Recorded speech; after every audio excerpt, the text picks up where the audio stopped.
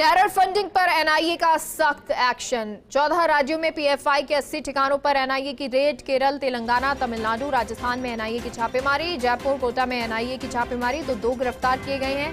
106 worker arrest किए गए हैं। दस्तावेज भी जब्त कर लिए गए हैं। दिल्ली पीएफआई अध्यक्ष परवेज अहमद भी गिरफ्तार। तो सबसे ज्यादा केरल से 22 पीएफआई नेता गिरफ्तार किए गए हैं। छापेमारी के विरोध में कर्नाटक, केरल में सड़कों पर संगठन के लोग उतरे हैं।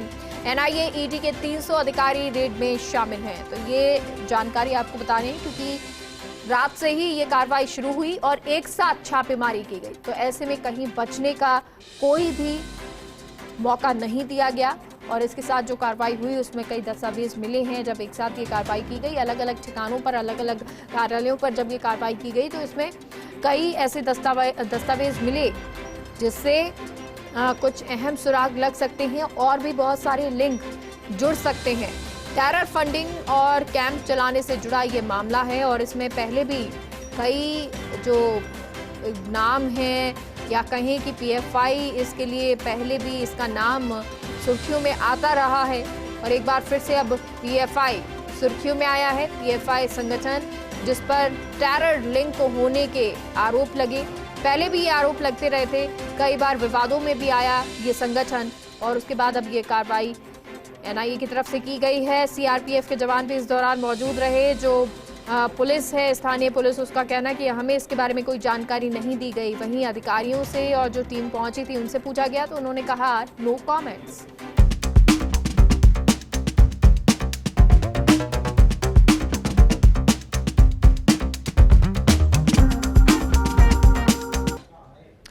और चलिए अब आपको 3 तस्वीरें दिखाते हैं क्योंकि एनआईए ने ये कार्रवाई की है। केरल में ये कार्रवाई हुई, तमिलनाडु में कार्रवाई हुई, तेलंगाना में कार्रवाई हुई है।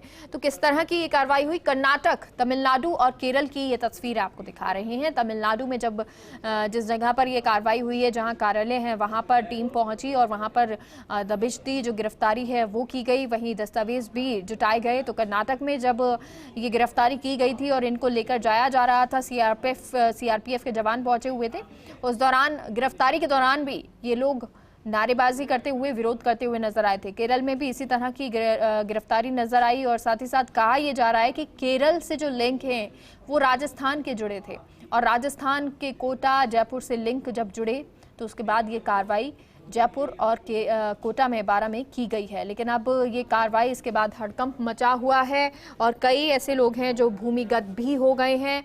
लेकिन क्योंकि एनआईए की टीम है वो लगातार ढूंढ रही है कौन कौन से लोग हैं जो ना सिर्फ टेरर फंडिंग में जुड़े हुए हैं बल्कि जो लोग देश में अमन, चैन, शांति को खत्म करने की कोशिश करते हैं, लोगों को बहकाने की कोशिश करते हैं। सबसे ज़्यादा उन युवाओं को जो बेरोजगार हैं या उन गरीबों को जिनके पास काम नहीं है या फिर जिनके पास पैसे नहीं हैं, उनको बरगलाया जाता है।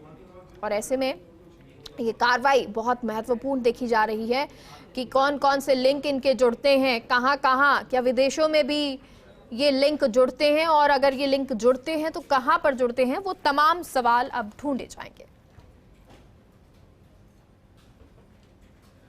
कानून अपना काम करता है, इस पर हमारी कोई टिप्पणी नहीं, लेकिन मैं ये जरूर कहूंगा पीएफआई आज एक आतंकवादी संगठन है जो भारत विरोधी काम करता है। पूर्णिया को उसने अपना सेंटर बनाया है, फुलवारी शरीफ में पकड़े गए, उसकी प्लानिंग आपने देखा सुना कि वो भारत को पहले ही मुस्लिम राष्ट्र बना देना चाहता 1947 के पहले। और इसी खबर पर हमारे साथ जयपुर से सहयोगी सत्यनारायण जुड़ गए हैं। सत्यनारायण, कोई अपडेट फिलहाल?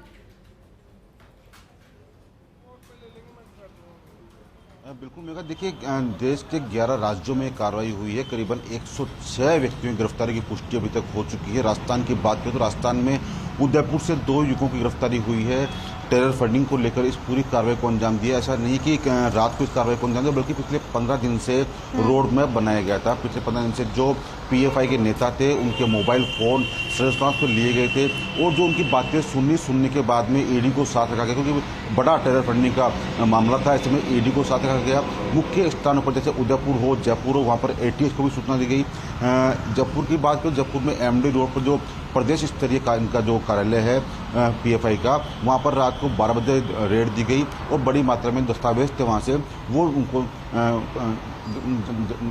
लिए गए हैं। साथ साथ सबसे बड़ी बात ये भी है, इसके अंदर की समझने वाली बात यह है कि जब पीएफआई यानी कि जिसको राष्ट्र विरोधी बोलते हैं लोग बाग, जब इसके ऊपर अंकुश लगा, जब रात को कार्रवाई हुई, तो उसके बाद में जैसे कई राज्यों कई जिलों के अंदर अब पीएफआई कार्यकर्ता इस कार्रवाई का विरोध कर रहे हैं। लेकिन जो अधिकारियों का साफ करना है कि अगर राष्ट्र की सुरक्षा में जहां बात आती है वहां पर कोई भी हो, चाहे वो किसी भी धर्म का हो, किसी मजहब का हो, उसको बख्शा नहीं जाएगा। 106 व्यक्तियों की गिरफ्तारी की पुष्टि अभी तक हो चुकी है। राजस्थान में राहत की बात है, सबसे कम है, महज 2 युवक अभी तक गिरफ्तार किए गए हैं। सबसे ज्यादा केरला में यानी कि 22 व्यक्तियों को वहां गिरफ्तार किया गया है। महाराष्ट्र की बात करें तो महाराष्ट्र में 20 व्यक्तियों को गिरफ्तार किया गया। तो कई स्थान ऐसे हैं जहां पर अभी भी कार्रवाई जारी है। राजस्थान में जयपुर की कार्रवाई पूरी हो चुकी है, लेकिन उदयपुर में कार्रवाई अभी भी जारी है। कोटा 12 जो जिले हैं वहां पर भी कार्रवाई भी जारी है, लेकिन जयपुर की कार्रवाई पूरी हो चुकी है और माना जा रहा है कि जो संदिग्ध व्यक्तियों को डिटेन किया गया है उनसे पूछताछ की जा रही है। लेकिन जो व्यक्ति लग रहे हैं कि वास्तव में दोषी हैं, उन 2 व्यक्तियों को गिरफ्तार कर लिया गया है। मेगा सत्यनारायण, अगर इस कार्रवाई को देखें, कई अहम दस्तावेज बताए जा रहे हैं कि जिन्हें जब्त किया गया है, कस्टडी में लिया गया है, वो दस्तावेज क्या लिंक जोड़ते हुए टेरर फंडिंग कैसे की गई है, या फिर लोगों से जोड़ते हुए, या किसी और संगठन से किसी गंभीर मुद्दे को लेकर, राष्ट्रीय सुरक्षा को लेकर ये दस्तावेज हो सकते हैं? बिल्कुल राष्ट्रीय सुरक्षा के मुद्दे को लेकर ही दस्तावेज जब्त किए गए हैं। इसके साथ साथ कई फर्जी सिम कार्ड भी एनआईए ने जब्त किए हैं, क्योंकि सोशल मीडिया पर अगर राष्ट्र विरोधी कुछ लिखा जाएगा, कुछ पोस्ट की जाएगी, तो वो भी राष्ट्र के विरोध में ही आएगा। ऐसे में साथ साथ बिना किसी बात पे कई स्थानों पर बिना सूचना दिए कैंप करना, ये भी राष्ट्र विरोधी कहा जाएगा। राष्ट्र के विरोध में जो आतंकवादी संगठन है उनको पैसा मुहैया कराना, उनको फंड मुहैया कराना, इसीलिए शायद इस पूरी कार्रवाई को अंजाम दिया गया है।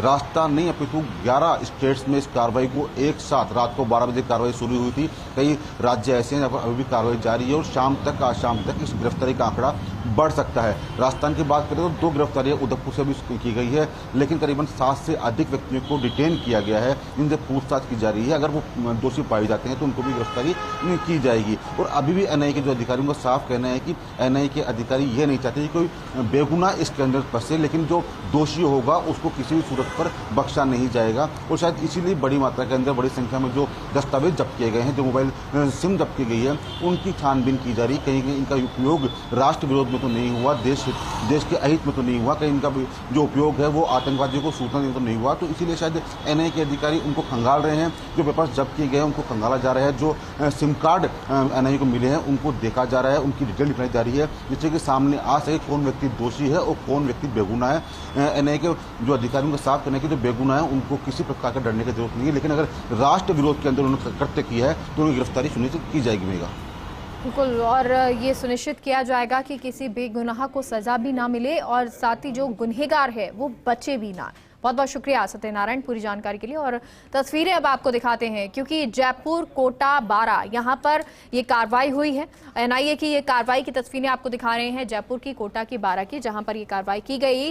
और जब जयपुर में हालांकि जिस तरह का बताया गया कि अब कार्रवाई वहाँ पर पूरा हो चुकी है, लेकिन कोटा और 12 के बारे में कहें तो ये कार्रवाई अभी भी जारी है। लेकिन आगे क्योंकि हो सकता है जब एक साथ छापेमारी की गई और यहाँ पर कार्रवाई की गई, तो अब लगभग कार्रवाई अगर दस्तावेज जुटा लिए जाते हैं और गिरफ्तारी जो करनी थी वो हो जाती है, तो उसके बाद ये कार्रवाई पूरी हो जाएगी। लेकिन गिरफ्तारी और भी बढ़ सकती है, यानी कि आंकड़ा जो है वो बढ़ सकता है, क्योंकि कई ऐसे लोग बताए जा रहे हैं जो भूमिगत भी हो गए हैं, यानी कि कहीं ना कहीं वो संलिप्त हैं। और ऐसे में अगर वो गुनहगार हैं तो बचने की कोशिश कर रहे हैं। हालांकि एनआईए को ये जो जानकारी है, जो लिंक हैं, वो तमाम चीज़ें मिली हैं और उसके बाद अब ये कार्रवाई लगातार की जा रही है।